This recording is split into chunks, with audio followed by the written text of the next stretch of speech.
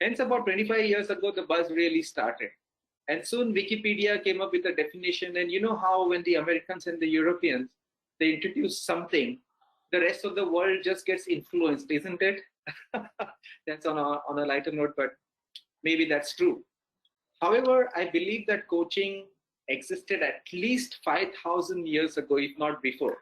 And this is not a loose statement. I have evidence, and maybe not this time, but some other time when we are discussing on coaching, I can provide you with that evidence. Now, fast forward to just before COVID in 2019, just before COVID, until that point of time, a wall existed between executive coaching at the office and executive coaching at home, right? You may not believe me, but like work-life balance existed. You remember those days? Work-life balance? Oh, we have work-life balance issues. Terms like this actually existed until the recent past. Anyways, executive coaching only at the workplace. But today, post-COVID, the wall is broken. And why am I saying this? I want to share some examples. So recently, I ended up coaching the chief technology officer from a Singapore-based IT company. Very senior guy. I coached him recently. Then a student from Manitoba University in Canada. I was able to talk to him. And presently, I'm coaching a lady who is from the Marshall School of Business in LA. And she is a CA scholar body with a GPA score of 700. You know what that means? A GMAT score of 700 in that school means she is amongst the top 10% worldwide. Okay, such talent. And what is the lady approaching me to coach her on? Because she's confused. She's confused about her career. So even the top talents in the world can get confused. It's not just people like me. The top talent also get confused. So coaching is getting personal. That's the point which I want to make. It's getting personal. It's entering our homes. And I want to share with you a very personal story, something that happened with me. Sumit is a part of this story. 2019, my daughter was in a 9th class. Okay, and she decided she wanted to be a chef when she was in a 9th class. And those of you who are from India, you will know how dreadful a year the 10th standard is. Would you agree? Keep the comments flowing in the chat so I know that you're with me. 10th standard is like, wow, it's like the ultimate standard, even though it doesn't make any logical sense. But 10th is very, very stressful here in India. And here is my daughter. She's saying that she wants to be a chef. Now, what kind of a career is that? We all thought. My wife was super worried because as next year she would be in her 10th and my daughter had lost interest in study. When I asked her, she would say, why do I need to study chemistry, biology, maths? I want to study cooking. I want to make pastries. She said, now, honestly, even I was getting worried because that's not how things work in India. She completed her 10th. Her results were announced in July 2020, and she cleared her exams with 97.6% marks. When my wife called me to tell me this, she was super excited, and I was with Sumit. Sumit, you remember? I told you that my daughter got 97.6% marks, and the first thing that you said, and I have recorded it mentally, you said, Harish, I realize it helps to have a coach in the house. These were your exact words, and your coaching must have helped, is what you said. And I thought, yes, he's right. Sumit is right, because there was no other way I could have convinced my daughter to take this meaningless, so seemingly meaningless studies so seriously in a 10th standard. She did, and I give credit and I thank God for the ability that one gets as a coach. So coaching helps. Not just at the workplace, but also in your house. Coaching is entering our homes. And this is why I'm saying the wall is getting broken. Thank you everyone for the comments. I really appreciate that. And I'm seeing Soumil has joined. Wonderful. I was waiting for you. Happy you've joined. So let's... Thank you. Thank you. Let's go to the interesting part now. on what this topic for today promises, the before and the after. After many years, we are still in progression. Okay, the COVID pandemic is not yet over, apparently, but things have already changed. So what has changed, and what was it before, and what has changed? So here is a few points I am collecting because of me talking to some people here, some people there, because of me talking to Sumit. Forum as a community, which is a fantastic international organization. So there are some insights one gets. I've collated that into this following 4 major points, which I think have changed beyond any doubts across the world, in the world of coaching. The first is, before coaching, face-to-face. Face-to-face coaching was considered as an absolute essential, and only when things were really difficult, people would say, okay, just because we don't have the money or the means for face-to-face, let's do a virtual. Today, that situation has changed. Virtual has been accepted worldwide.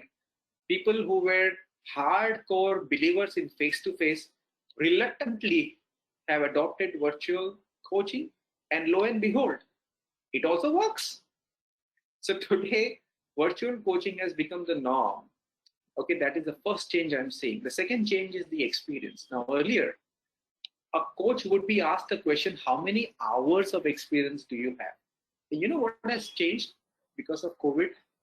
People are no longer concerned about how many hours you have, because coaches can say anything they wanted. They could say, I have 300 hours, 400 hours, 15,000 hours, whatever you want, you could say as a coach, and nobody had any means of verifying it. So today, that situation has changed. Companies and organizations are not looking at how many hours you have. They're looking at what quality of experience you have, what kind of people have you coached, what kind of organizations are you coaching, and they're looking at that. So this has changed. Number 3, they are looking at not part-time coaches, but full-time coaches. And one senior HR person I was talking to, he told me this, that I asked him what is wrong in people from also working and also coaching. And he said that when people are doing 2 things, it's getting mixed up. This has been our experience. And especially he said that when somebody is a fantastic communicator, for example, or a fantastic influencer of people, for example, that itself defeats the purpose of coaching. So the purpose of coaching is not to influence or change the person. But if you are born a natural, charismatic person who can influence or change the other person, it kind of, you're starting at the wrong foot. And therefore, we are looking at people who are full-time coaches who only do this one thing, which is coaching and nothing else. So that came as a pleasant surprise, I must admit, to me. So that's the third thing. And the fourth thing is, I remember the time when, before COVID, when we would approach an organization that, would you like to consider coaching? And they would say, send us some testimonials or give us some references, 3 references, 4 references. Remember those days, Sumit? 4 references. Then I would call you, Sumit, you have any references? And then you would quickly send me a list of 4 or 5. That has changed altogether. Now people are not asking for any references. What are they doing? They're simply going on social media and looking at your LinkedIn profile and the comments that people are putting on your LinkedIn profile. They're doing that. So these are the 4 major changes. And I think on that note, I have shared with you what we are observing before and post COVID. I will share with you the selection process. But right now, I really want to get started and invite some people to also share what are they observing in their worlds. It would be interesting. And let's start with Somil Mehta. Somil, over to you. Would you like to share something?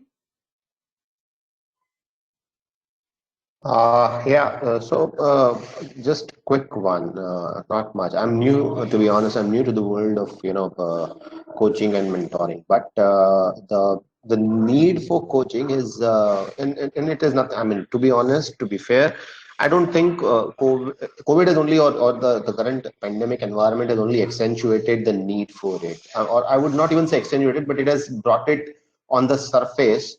The importance or the quantum or the level of I would say desirability or requiredness, also if I have to put it that way, was always there, and it has not changed. It's just that it has now brought it to the fore, right, to the from being the side of the dish, it has now come to the center of the plate. I think it's that kind of a situation that we are in now. Personally speaking, have not been into formal coaching ever, but have benefited from a lot of coaching from and I would not say professional, to be honest. It's just one professional coach that I have interacted so far, but most of other coaching that I have always received is from people who have been like really successful in life, and when they share about their failures and how to deal with them, given that this is the kind of environment that we are currently, where we will see a lot of things failing around us, and we need those I would say data points or benchmarks or pivot points or inspiration, sort of, or even as you said, in terms of the example that you quoted about the 10th standard girl, in that context also, it's about getting that confusion and cleared, or declutter your mind is something which really helps when somebody gets coached professionally. So I think that's my take, or how I see coaching. It's the number one thing, especially once if one is looking at decluttering the mind and setting the priorities right, because a lot of times all of us are chasing things more than what we are actually capable of. And it has and nobody is different over here. Somebody who has scored some amazing points in some amazing exams, or a 10th standard girl, all of us are probably the same in that context. Fantastic. Thanks so much for the sharing, Somil. And I want to just quickly let the audience know something about Somil. He is from Mumbai, and he has worked with the most iconic global and Indian brands like Pepsi, Samsung, Pidilite, Crompton Greaves, which means that, and he's presently working in Kraft Heinz company. So this means that Somil's experience is in over two-thirds of the consumer product categories in the world. Isn't that amazing? So it was nice to also listen to your point of view, Somil, about executive coaching.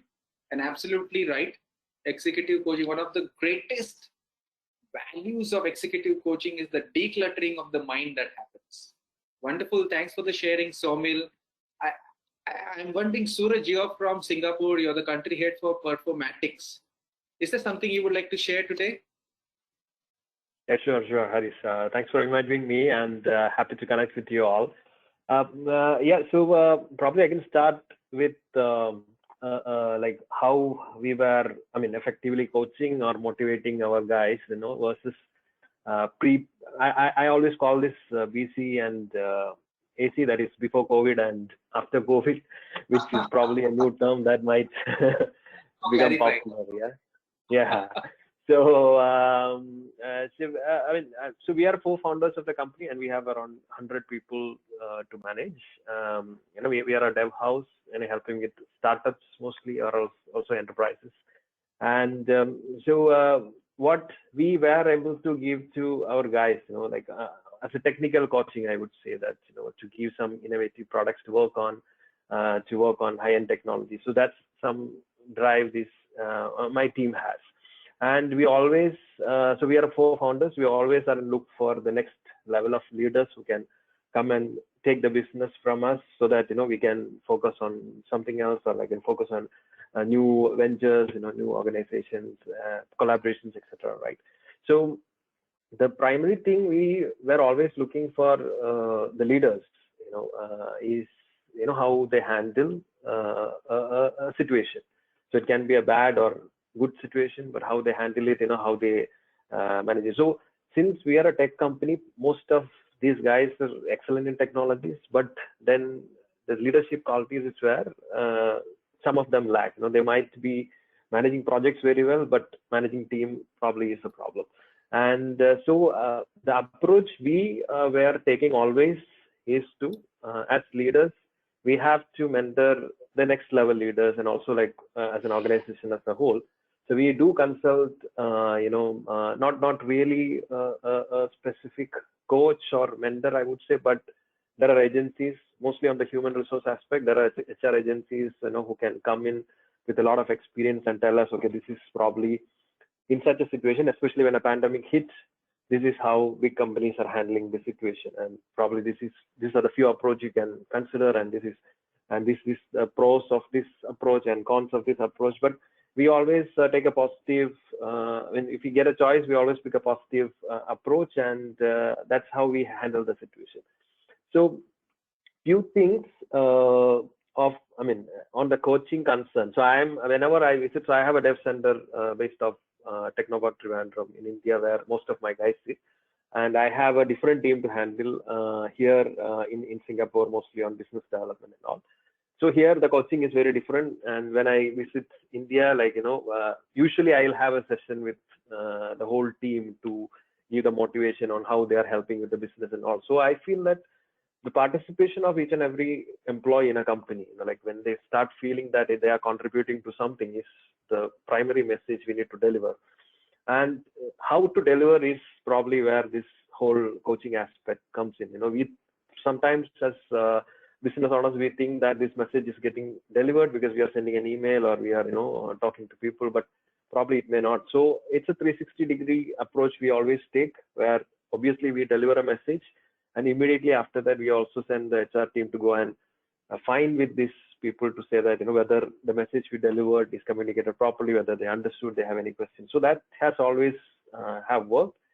The main struggle or main challenge on coaching or on motivating the leaders, what we faced after COVID, or was when the team started working from home, that the rapport they had, sitting in a common environment. And we have a very as you mentioned, Harish, like work-life balance, or at least we'll say that we have an office with so many graffitis, gaming stations and all, and a lot of activities. So there are a lot of activities which has helped the team to build a rapport and stay together, and motivated them to come to office. So that was broken when this COVID hit us, and we were the first company in the campus which took the decision to send everyone to work from home, even before it actually came out pretty bad. So then it became a fact that, but again, I would say this COVID is which probably most of the companies found the real leaders inside the organization. Other than beside the charisma they had, beside the way they could speak to people in a closed room, which we got a message, okay, this guy is a better leader. But actually the COVID situation is what has brought us real leaders who could manage people even with or without an office, from different parts of the place, and that is again so that's something I would say that came as part of our coaching process, where we could identify the right leaders. And this came from an advice to say that which probably the current department heads may not fit to post-COVID environment to be a leader. So he might be able to call everyone in a room and give some instructions and get it happen, but then managing someone, when you don't have these people inside a room, is a different. So that's the main difference I see before COVID and after COVID. The whole coaching process has changed. Obviously, like we have more connectivity now, but again we have solid issues. I would say that I can't bring someone to my room and make him sit. So when you have that face-to-face thing, especially when handling problems, right? So it's or motivating someone. So that message is quite easier to transform or communicate when you have this person in front of you. So that is, I think we are also trying new ways of keeping the team engaged, putting some online competition, connecting via Zoom and all. But that's probably, I am also very eager to hear from a coaching experience, how do you see that this is going to evolve? Because we can call a webinar and I can say probably sit. I personally also am a speaker, influencer and all, but I can just keep on talking. But whether that message is getting registered, whether that is giving the right motivation to the people, that's something which I'm very curious to understand. But yeah, that's pre-COVID. This was very, I won't say it is very easy to handle, but at least we had different options of physically, calling people in and talking, which really helped in motivating them. But since everyone is working from home, then even though we are trying to practice the same thing over a Zoom call, I still feel that an organizational level, this rapport is slowly, and people probably, I'm just worried that people are getting more used to sitting at home and they getting disconnected from the team. They're happy with their family, and those with families, yes, but those single people, guys, are also struggling, just sitting at home. They can't come to office and meet their friends because we are in a huge campus, and so that their life approach has changed a bit. So yeah, so that's what we are trying to solve also. So that's something I'm still keeping it open. Yeah. Right. Thanks for the sharing, Suraj. It's interesting to know what's happening in your part of the world. And what is even more interesting is that that the one of the popular takeaways from whatever you shared seems to be the BCAC abbreviation. That's really nice. Okay, Pankaj, I would like to invite you because, ladies and gentlemen, let me tell you, Pankaj is from Bangalore. He is a PhD doctorate in human resource and a pharma HR and L&D expert. Okay, I'll repeat, he's a pharma HR and L&D expert. Okay. And he has vast experience. Let's listen to you, Pankaj. Can you share one instance, one story about what is your observation in the domain of executive coaching? Yeah. Okay, I would not repeat what my other colleagues have said, and I loved what Suraj has spoken. Same sentiments though. And by the way, these are my views only. I'm giving a small disclaimer because what I'll say is getting recorded. So what I'm sharing is, it doesn't represent AstraZeneca.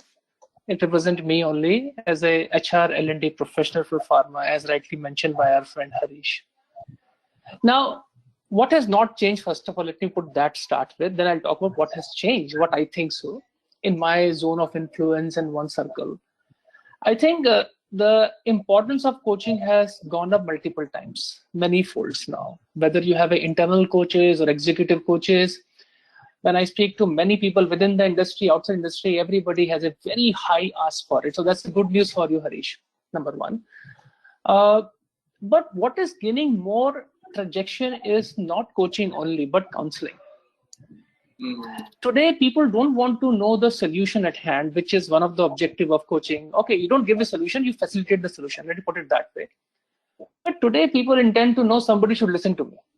So, in fact, the need for professional counselor, those mental well-being sessions, everybody running day in, day out, that has gone up many fold. Okay. And really, when you talk to people, nobody wants to know the solution. I think solution, they have it in any case. It is just they want to speak to somebody. Sitting at home since last 1 year, I'm a creature of habit. So certain habit has taken a place, but I need somebody to speak to. And my social skills are totally a question mark today at this point of time. I don't know the office anymore. I can't relate physically also. These are situations. Now, under these circumstances, the coaching become even more vital for all of us. That is what my personal and very professional view is. What we have done within our organization and within the industry as such, because pharmaceutical is a very regulated organization's industry. So we have our own laid down coaching process. Whatever we speak, we document also, by the way. It goes into a record. I can refer it back, my document, what we spoke about, what we agreed upon, what has been the coaching priority. So everything has been documented. So much so you can withdraw or draw the 1 year of old history also, whether things have moved also or not. So to that extent, there's so much of documentation is there. And then we realize, oops, since my reps are not going to meet the doctor and they are going to meet the doctors virtually, which means it's a new set of skills. Which means my coach also have to bring the new set of coaching skills also to coach his people on the new set of skills. So we ran through 2 different curriculum. One is called virtual selling skill for our reps. And one curriculum we ran through on the virtual coaching, or let's say virtual people manager more broadly. And we built some sort of a touch point, contact point, multiple training session that's different. That how do you make sure the frequency of conversation is happening? And really speaking, we were not looking at a very big business outcome out of it. We just wanted to make sure that the people, 2 parties should connect. So much so, you like it or not, we force people to connect. We built a frequency also. Ki, Papa, you have to connect once in a 45 days to twice in a quarter, but you must connect and document. Even if you want to share a story or a web stream, also movie, that's fine with us. But make sure that you connect. Okay, so that's how the journey started. Post that, we thought, okay, it was a great response. Now let's build quality into that. Let's not only focus on the quantity bit. Let's talk about the quality. So as an organization, as a team, we came with some ideas. We thought let's check their the documentation and try to see if we can add some value from our side. Coaching on coaching, or I would say coach the coach. So when you read their coaching conversation and forms, you tend to see how objective they were, how specific they were, how directional they were. And based on that, we started giving our comments. Now, that has also given us a big feed to my coaches from our side to make sure that it's a continuous process. So that is what the take at this point of time is. Now, another not so great news, and maybe it's a very good news, whichever you take it. When I speak to many organizations, people have realized the importance of coaching. At the same time, executive coaching, no offense, Harish, comes with a cost. Now the view has already occurred in many people's mind as well. How can we build the coaching capabilities within the organization? I mean, can I identify 4 or 5 people who have a seriously good reputation within the organization with a few chips on the shoulder? Can we train them as a great coaches? So that you have an in-house facility of coaching within the organization, which is a little easier, more approachable, cost-effective. The only flip side is that coach is known to all of us. Whereas when I hire Harish comes with a very neutral view. He has no reference point, fortunately, and that's the best part of the hiring external, executive coaching. But today, the sort of a cost pressure we all are going through, there are people, there are different school of thoughts are going, but nobody says no to coaching. That's the good part. It is just that I need to pick up which approach I need to pick up. Should I go to external, or should I try to build a capability within the organization to sustain in this economical world? So Harish, that's my take at this point of time. Over to you. That's fantastic, and thank you so much for all the sharings. It's really nice to know how you're going about trying to build coaching into your system, whether internally or externally. It's wonderful. Thanks for the sharing, and I knew I could count on you for some very, very meaningful insights, given your vast experience, given your fantastic education, given your experience of working with lovely organizations, and you are a visiting faculty in IHMR University, Midcon Pune, as well as Chitkara University in Chandigarh, as well as Goa Institute of Management. Wow. So I knew something fantastic would come in, and thanks for all the sharings, dear Pankaj. No. I'm seeing that also other people whom I would really like to know what are their points of view. So I want to invite Jai Kumar at this stage. Jai Kumar, can you share a few things about what's happening in your area? Yeah. Good afternoon, all. So, actually, the things, whatever Mr. Pankaj and Surya, everyone has excellently kept whatever it is there, and what is that the preparation is required.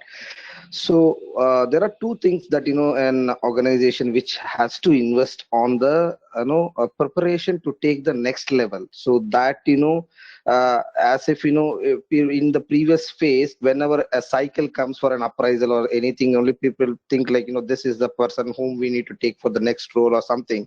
So but in this scenario, actually everyone has to act as a leader from the home itself. Like this is the time where every employee has to be taught about what actually an organization is looking for, just not a professional relationship. It has to be in terms of like you are a part of organization, and every employee, not only from my organization, I have witnessed from my friend circle, everyone, in spite of there are no hikes, or there was no much promotions or nothing happened last entire year, but many organizations succeeded. It is purely because of their manager to the subordinate relationship. Okay, so that is one major thing which I wanted to point out. So the organizations has to work on rapport. Second thing is like the identification of talent. Here I just wanted to bring an epic related character here. who is called Jambavan. Okay, in Ramayana. So when the entire Raman and his Vanarsen, everyone knew that goddess Sita is in Lanka. Okay, one person has to go and confirm that yes, Sita madam is there. So there was no drones or something like that. Okay, and no one has a capacity to fly all over that ocean and reach Lanka and to identify.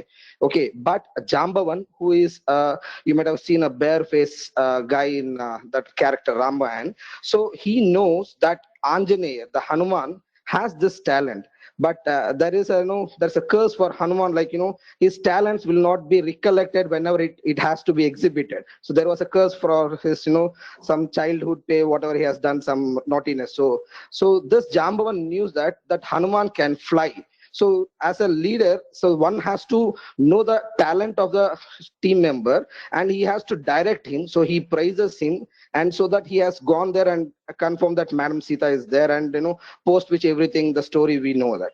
So why I'm coming to this point is that uh, first of all, a executive coach or anyone should know the objective or an expectation from the organization, and he should feel like who is an apt person to manage this task, and post which are we able to provide him enough equipments or enough support enablers to meet that requirement. So third thing and fourth thing will be followed by the reviews or everything. So these all things, knowingly or unknowingly, in entire for a Indian culture of organizations, this is there, right?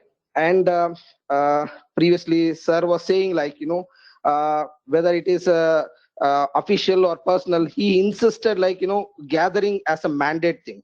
So I would like to quote my sir itself, like 10 to 10:30, as we are not meeting in an offices, so 10 to 10:30 it is a working hour, not a working hour, it is a chit chat hour. You can name it as like a tea time with colleagues or someone, right? So that you interact at least like a office pe jo feel hota hai na, like your neighbor pe liye hi, good morning, all these things is happening in the between 10 to 10:30, and post which at the end of the meeting we are able to see, like what is that we need to deliver for that for this period. And one more friend from Singapore was mentioning AC and BC. So in this period, I could able to see, like we are actually making our day with a plan. So today morning itself, whatever the day I started, I opened my MS Team. I could able to see my calendar, what is occupied, and basis on the my time availability, I am also able to see, like what is my daily routine, what is that future build ke liye, am I spending my time on that. So the third thing is, like on a peer learning ke liye, is that anything I'm doing, and self L&D ke liye. So I myself able to fix my time for L&D ke liye, all these things we could able to see. So that's all I would like to share here now. Yeah, Harish. Oh, thank you so much, Jay Kumar. Thanks for the sharing. It's wonderful to learn what you are doing in your organizations and how you're planning your day. Thank you once again. I think it will be a good time now to invite a lady who is there with us, Samruddhi Mulye. Would you like to come in and share what is happening in your organizations? Because you have some nice, vast experience across the HR domain in upstarts as well as MNCs. So it would be lovely to listen to your perspective.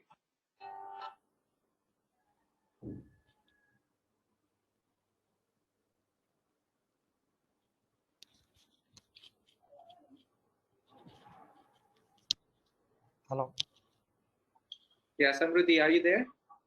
Okay, in case you're not there, then I'll welcome Geeta Krishna. Geeta, would you like to come in and share your perspective?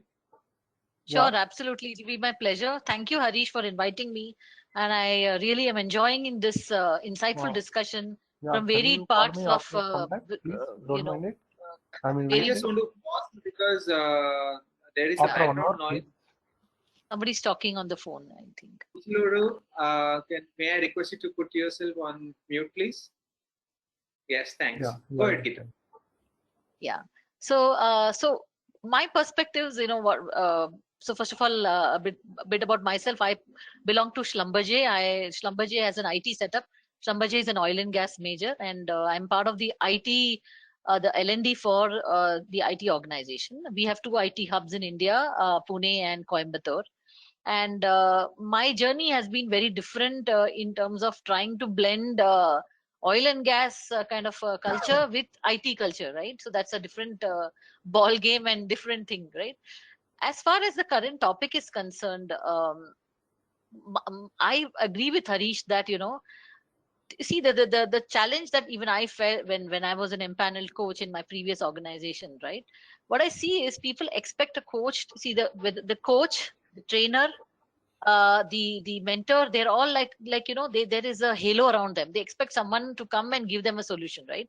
So whereas technically speaking, a coach is supposed to facilitate and enable, right? Is an enabler to get the solution out. So today one interesting phenomenon is happening, that is we have an entire new generation coming out into the workforce, the Gen Z. Gen Zs are the guys who grew up who were born after 1995, which we all know.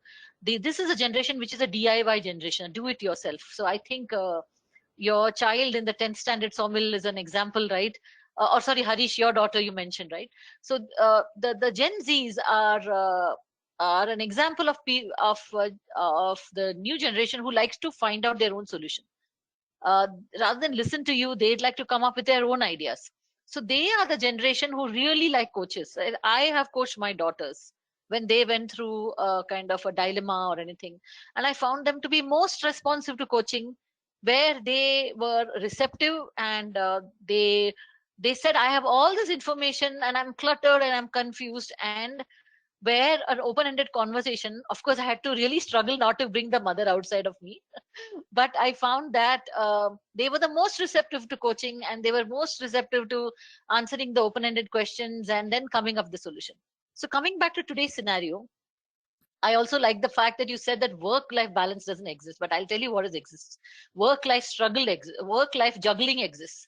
Because today we're juggling. I mean, right time when we are on a call, we have someone coming, some Amazon delivery or a big basket delivery. We're doing that, and those of us with little children at home, though I don't belong to that category, many of us with little children, it's pretty challenging. So one thing that has emerged today is empathy, right? Empathy and concern, and not having this thing that I have to wear a blazer and I am in office, and I could be in my pajamas and I'm still on a conference call, right? So the one thing that I've realized is it is blurred, the lines have blurred. So today when we talk of executive coaching, the very important thing to realize is number one, the growing generation that we have, coaching is going to be necessary. Secondly, uh, the advantage of having someone external is that when you put a manager as a coach, the challenge that I've seen is a manager to be a coach is an art. Coaching is an art. Coaching is not something that is just a science, right? It's not something you just train somebody. You need to be a listener. There are a lot of soft skills that come with coaching. So many managers are born or they get that role because they can drive results, they can push results, make things happen. So coaching is taking a back seat and let enabling things happening, and so they're very different. So the we have done programs on coach making managers as coaches, and I feel that they end up dictating, they end up mentoring, they end up saying, you know what, you should do this, and advising people instead. So coaching, according to me, when we do executive coaching or career coaching, so one thing I've seen is the point which Pankaj beautifully brought out, that today everything has gone virtual. It's very important that people should be able to bring out their personal challenges as well as what is impacting their work, because they are a whole person. So career coaches today, I think career coaching is something which is extremely important today, more and more, because of the plethora of choices available. People are confused. Secondly, having external coaches really helps, or having dedicated coaches.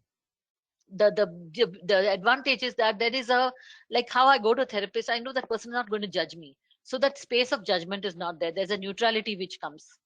I also believe that the coaching framework is needed. What I mean by framework is, if when an organization goes about putting an executive coach framework in place, identifying their top leadership potential, or identifying what coaching services they want to give to the organization, there's an importance of taking data, measuring, right?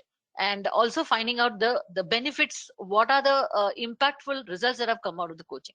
I think for organizations, that's a very important metrics which will give them the confidence that yes, I should spend on executive coaching. And many a times the struggle that they face is executive coaches also come, they do a coaching as an activity, but they're unable to demonstrate the benefits that coaching can bring over a period of time. So that is my 2 cents Oh, that thanks I would so like much. to talk about. Wonderful, wonderful sharing. Thanks so much for the insights that you provided about Thank your you. organization, the program you're doing, managers as coaches. I'm hearing it over and over again that this is really becoming important. So thanks for reinforcing that thought. And I think I can invite, I'm seeing Karthik Rao is there with. Karthik Rao is the Chief People Officer and Chief of Staff at Bewakoof.com. Okay, those Bewakoof.com is a leading apparel and fashion major. So it would be lovely to listen to your perspective. What's happening in your organization or your world, Karthik? Would you like to share something?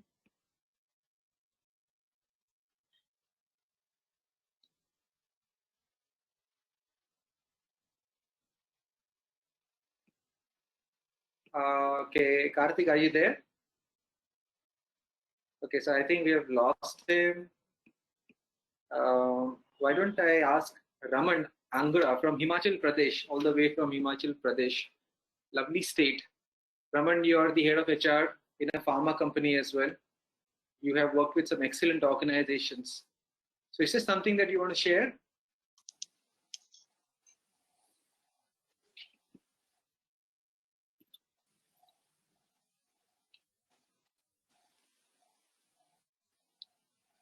Yes, Raman. Thank you, Harish. And of course, these days I personally feel in the tough times of COVID.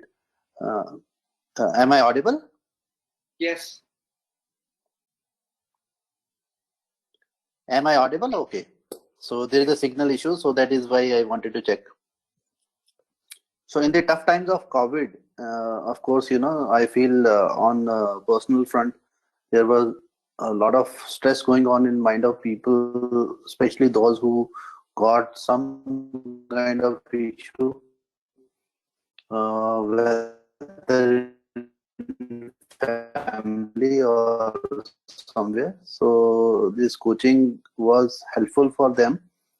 And at the same time, on the executive coaching, what I personally, because the difference I felt in my own practice. Before I learned coaching, I was more into mentoring and guiding and giving the suggestions to those who come to me. Being into HR, there are daily so many people come to you with some kind of grievance or some kind of suggestions or something. But the way after learning coaching, so there's a lot of change in my dealing with the situation. And in executive coaching, what I feel, especially for those who have the high potential employees. So we were doing the IDPs, the development plannings with them. And while I was doing the IDPs for them, so there is a lot of involvement on their front, which I have taken now. And when we use the coaching tools, it becomes so natural that it everyone comes out automatically, and it has helped me a lot. Yes. So you have shared that you have personally found coaching to have worked beautifully for you. Wonderful. Thanks for the sharing. Yes. Wondering if Subarao, you want to come in? Because you have some lovely experience. You're the Chief People Office Advisor, I beg your pardon, in Arkin Global People Advisory. So it would be nice to listen to your experience. Yep. Thank you, Harish, for inviting me, and then all the team members here. I've been hearing it. In fact, excellent learning, understanding, and some of the things, even a couple of things what I heard from Pankaj and all the things. How as an industry, I'm in fact judging myself what I did in all my 30 years in my career. Did I do right or wrong? But I'm not a coach, by the way. I am a global HR person, journalist HR person. I have grown from reporting to the very top brasses, and I've grown up. And as it's been, I think Karthik or someone was, I think Raman was saying that as a HR person, we naturally counsel a lot of things. And I'm from an industrial psychology, not just only HR, but I was a fond student of industrial psychology. And then I go with the route of counseling first starts. Before even getting into a coaching, we have to be putting ourselves as a therapist and then counsel people, because a lot of things doesn't actually need coaching up to that coaching level. Coaching are something like you are putting them on much more medication like. It's usually small things can be, but we need to understand what I learned from this, because I don't have any certification. I'm not a certified coach, but the industry, I've handled all the unions, IR related issues, teaches a lot when I've handled workmen unions and all these things, large manufacturing, shipping or mining, wherever industries I've been associated in my career. So what I thought that the person has to be whosoever, when they approach for a solution, two things is, one, we need to wear a hat of a counselor and then we can solve. That's what I did it in some of the things. And then even coaching also, for coaching, even if we want to counsel or coach, there are different types. We need to understand what is the situation for which. Is it a startup and an entrepreneur we are coaching it, or is it performance related coaching or sales result related coaching? So we need to look into that, because rather than jumping into straight away get into a classroom type of coaching or one-on-one coaching, talking on our own curriculum or our own syllabus, I have been taught I'm a coach, I can be a coach for everyone, like that approach. So I felt that I tried to be relevant to the topic and why we are coaching there, so that became my solutions were more apt. And another thing was actually, I thought was, as coaches have different styles, even the leaders and whom we are coaching, they also will have their styles. Many times we only think about our styles and then we plan and then we go with a presentation or a questionnaire or an interview, one-on-one interview type, different various coaching interventions we will be getting into it. But very few people will be mapping whom we are coaching. We have to map them and then their capabilities, how did their careers and what, even sometimes to an extent like what are they going through, why do they need a coaching. So this has helped me a lot, in fact. So and then other thing is, basically any counseling is, it reduces the distress, demystifies the myths what the person has, and then these are some of the things I tried to do. And then I got and then understand the situations where being relationship matters with the particular person. The coach has to build a relationship. As a counselor or a therapist or a coach, I see a very thin line difference in between. I suddenly, as when I'm counseling or I'm being as a therapist, I'm trying to not overly influence my decisions to a particular person, but we always change the hats between a coach to a trainer to a counselor to a therapist type. And then, so the moment we demystify the myths what the people have, is actual learning, and then actual thing happens. Then they start listening to you and then understanding, and then aligning or fine-tuning to their frequencies with the coach. So that is where I thought, and then that is why I always call be relevant. And sorry. And another thing is, actually we also need to know, can every coaching assignment I should be taking up, is what I always question. Am I right for this job? Whatever coaching, some requirement has come. So we need to say, I'm sorry, I can refer to you someone who is good in this. This is the reasons I should be. So these are few boundaries, and then working principles or standards or guidelines I kept to myself as a discipline. And then I hope I have done wonderful, more than I can give you from a HR perspective more than 200 or 300 exits. People I have reversed. They used to come in the last day with a letter in the hand that I've already been relieved, sir. I just came to thank you that I'm joining another company and all that.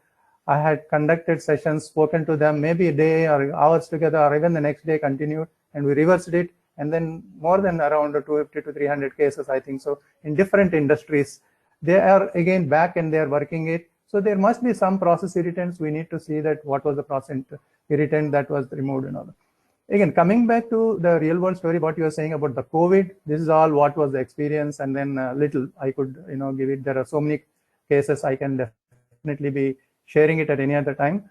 But one of the interesting thing was I've been last 7 to 8 years or more or so, I've been into global consulting and advisory services. I have clients in UK, European, other countries, US, India, and Asia Pacific countries basically. So I take up also into merger and post-merger and pre and post-merger and acquisition related due diligence, change management related coaching to the internal teams, and then in the leadership teams within that, there'll be a lot of distress like, is my job going to be there or not? And what is going to happen? So there are certain things, because any agreement, merger and acquisition related things, they always know the roadmap about what has to be done to the existing leadership or the excess resources or leadership team. How do we rotate them, and then what is that if we have to give a golden shake hand? So we need to educate with a very subtle way and then tell. So that has been there. Another, when I was partnering with London School of Economics for some of their projects in Central Africa. So being in Hyderabad, I'm basically out of Hyderabad.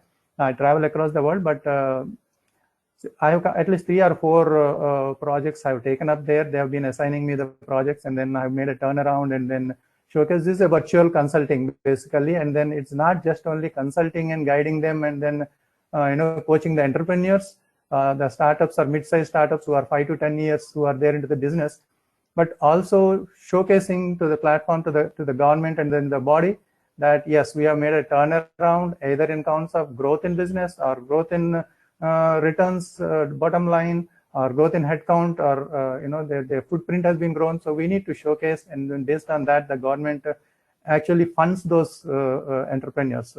So I was one of the top 400 consultants across the globe they have selected, and then I think later on I think I was migrated to a top 100 consultants, I think so.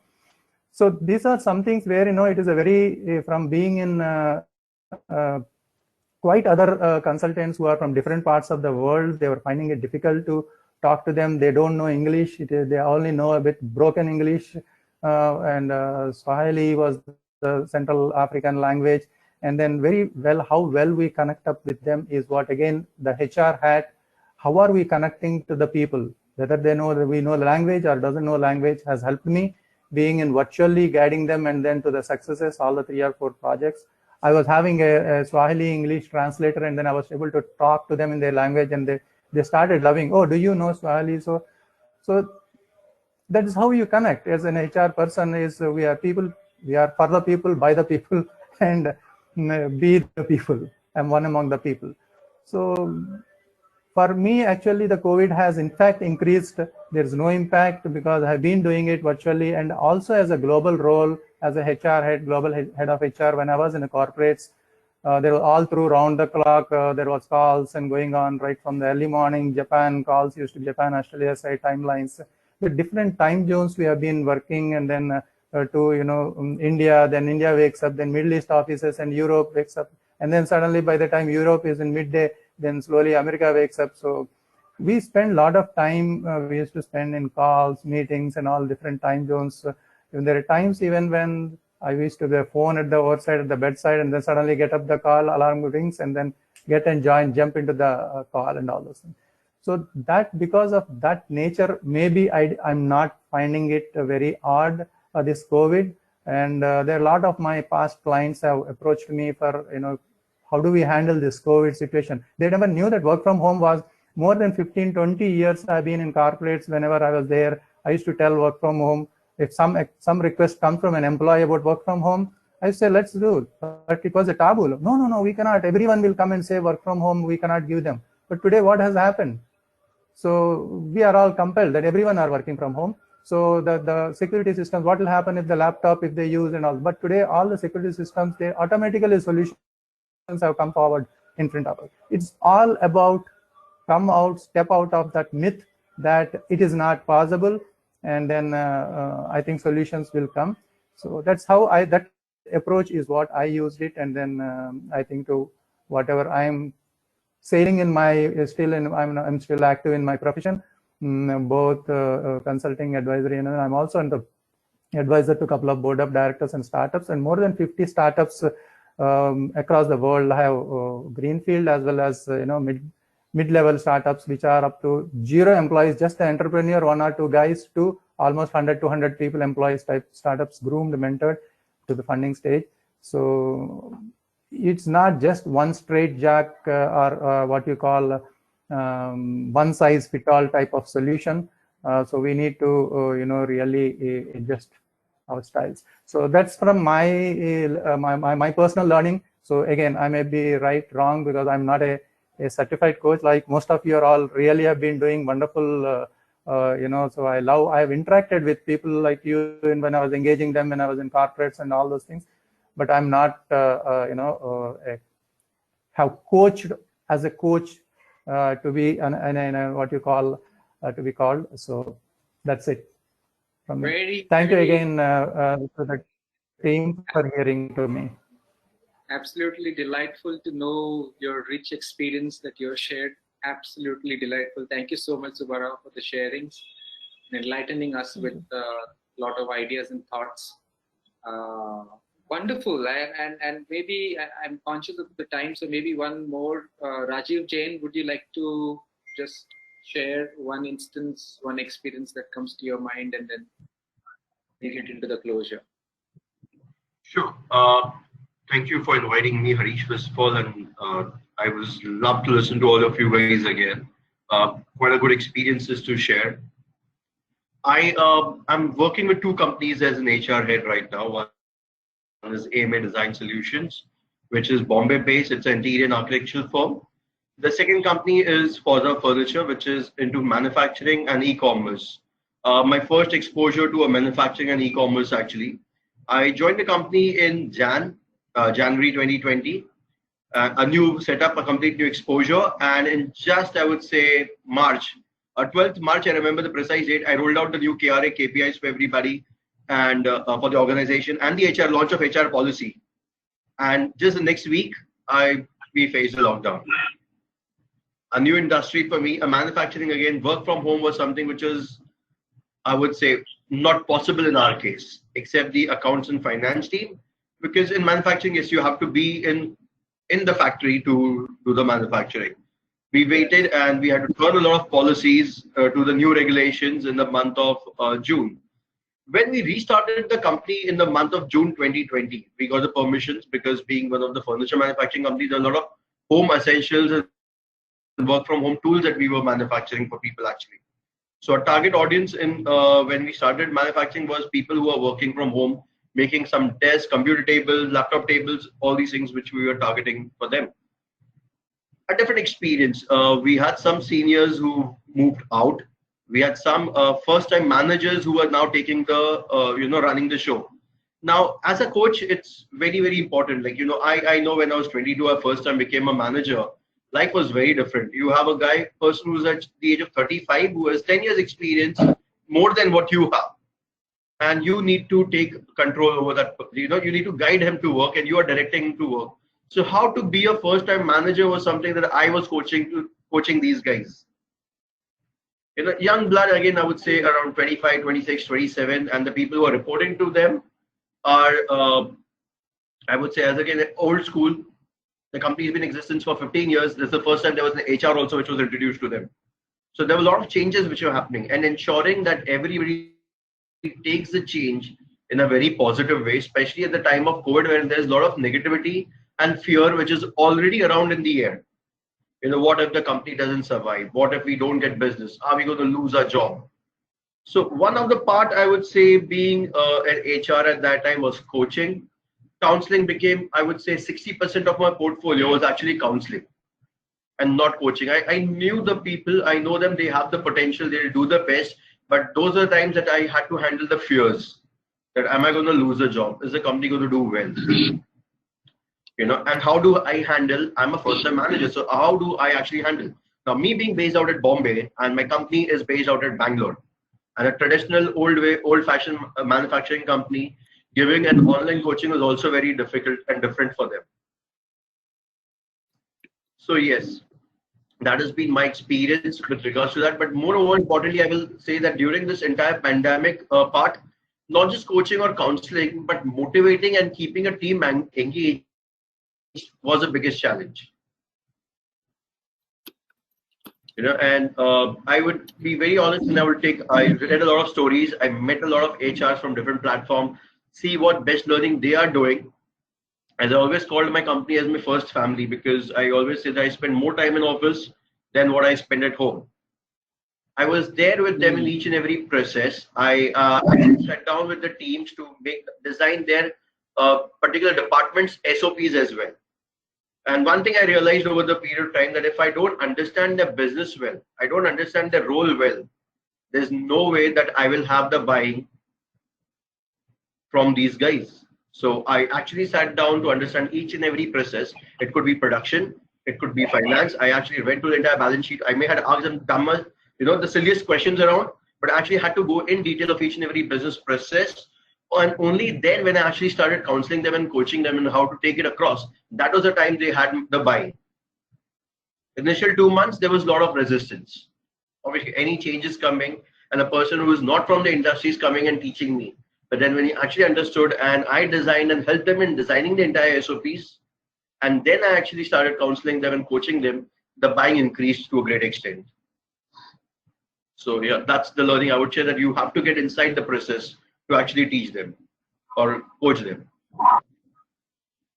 Okay, thanks so much, Rajiv, for the interesting sharing. And as you were narrating the story, I could imagine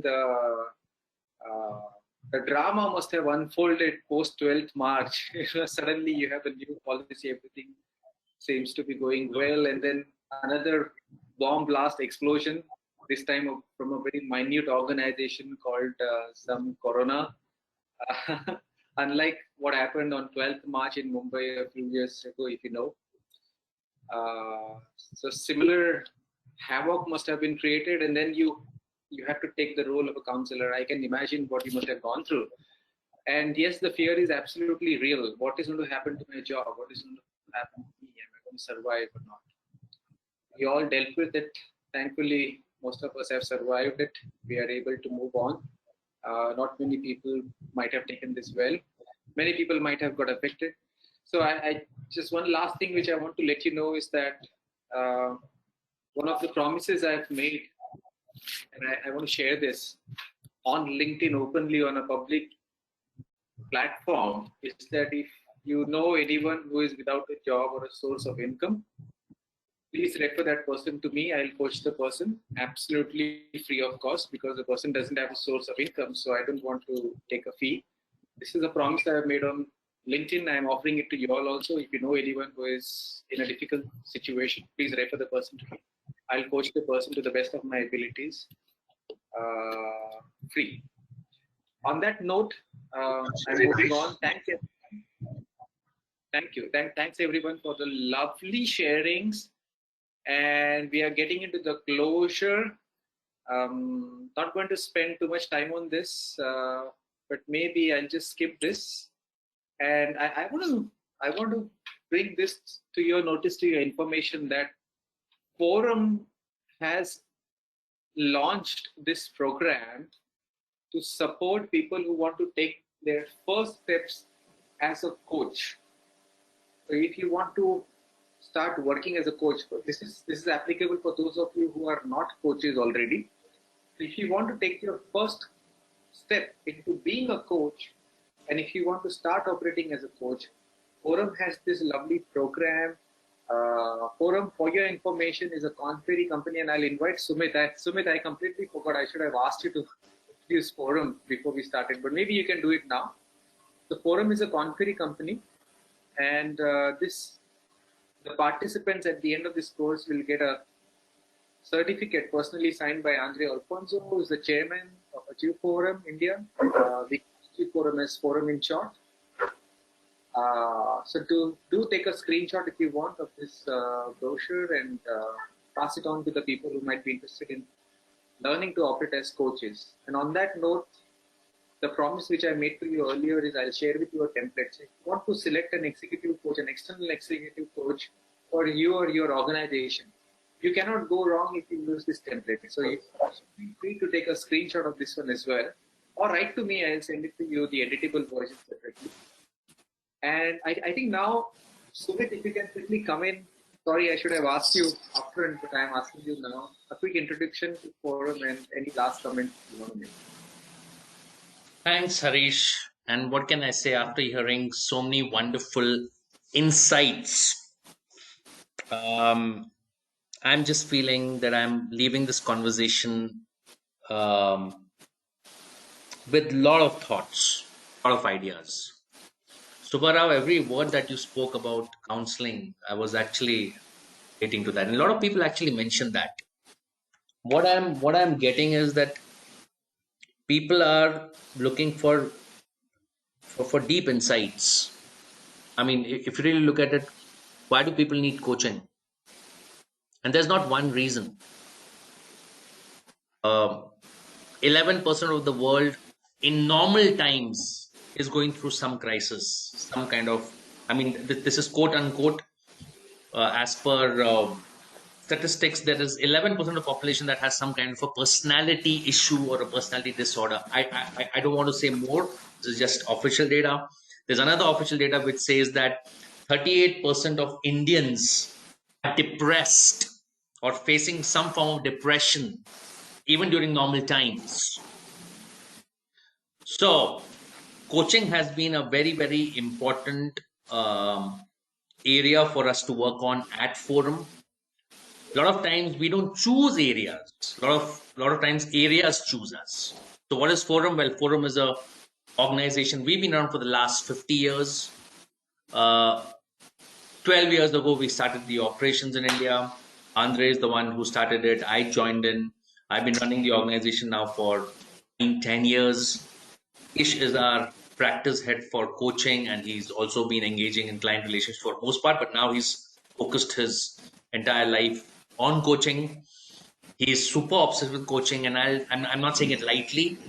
I'm saying it because what he offered to all of you just a while ago, that if anybody is facing a crisis situation, lost a job, doesn't have a source of income, he's been specializing on that. I mean, he's been focusing his effort on that. I mean, he's doing it for a cause. We at Forum feel very fortunate, Harish, that you've taken that cause up, and yes, we took a few causes last year. If I may also get this opportunity of sharing one best practice, last year we started coaching people who had lost jobs. We went to our clients and said, listen, I know you guys are downsizing. We are here to help you out. We connect with a few organizations. We also help few people. A lot of people who are our HR friends doing exceedingly well in life. One fine day we get calls from them and saying, hey Sumit, Harish, do help me out. Kya ho gaya? Something's happened in the company, and you know what? Maybe I'm going to be let off. What do I do? So Forum has been getting into such kind of work, honestly, just to help our friends. And as far as Harish is concerned, it's been a calling. We've also been helping people become successful when they join organizations. It's at 52% of the people who join at CXO levels. At the end of a year, they are classified as failures, and a lot of them have to lose their jobs. So we don't even want that to happen. We help people who are getting into jobs. We are helping them. And of course, Harish, with a lot of hard work, a lot of research, and with a lot of inputs from Conferry, Achieve Forum, we've created this very intensive program, which he introduced. What do we do apart from coaching? Of course, we are a traditional learning and development organization. We help organizations boost their sales performance. We help them with customer experience practices, and we are into leadership development. What's our crux? Our crux is we are only focusing on, not only, well, we are focusing on knowledge, but we're also focusing on building patterns of human behavior. In fact, when we started off 50 years ago, our mission was, let's look at what the best in the world do. Let's study from them. And what do? Well, honestly, they take a few actions, again and again, which gives them success. So that's what behavioral patterns are all about. So in summary, that's what we've been doing for the last 50 years. Coaching has been an area which has become very dear to us. 3 broad areas we have been working. I just mentioned them. We have, and Forum is basically, if you look at the name, it's all about getting people to share their ideas And that's what we've been doing for many, many years. Every month, practically for the last, I don't know how many years, we've been having these forums. Normally, we have them physically. Every month, we used to have either HR people or sales people or CEOs or customer experience people getting together and sharing their ideas. Last few months, it's been on a virtual platform. We do this every month. Every time there is some new topic. This was a topic about executive coaching, and thanks for sharing it. I'm going to encourage, I'm going to be very, very happy if you all can keep coming again and again. You don't have to be a speaker. You can sometimes be just a participant. You can also suggest some topics, and we would love to talk about that. So yeah, that's all about forum. That's about us. And Harish, good going, sir. Keep doing the good work. Great, thanks for the sharing, Sumit. Lovely, and I think we can get closer now. I hope you all enjoyed the conversation. There was some exciting information, insights, ideas shared today. Personally, it has been a very enriching afternoon for me. I hope you all enjoyed it. Please, I'll open it up. Any last comments anyone wants to make, please. Thank you very much, and looking forward to staying in touch with you again. Thank you. Thank you. Thank you. Thank you. Thank you. Thank you, Thanks, folks. Harish. Pleasure meeting Thanks. you all. Thanks, Harish. Thanks, Sumit. Thank you, Harish. Take care. Bye. Thank you, everyone. Take Thank you, care. Harish. Bye. Thank you. Thank you, Tan. Thank you, Harish. See you, Harish. Thanks all. Pleasure meeting all. Bye.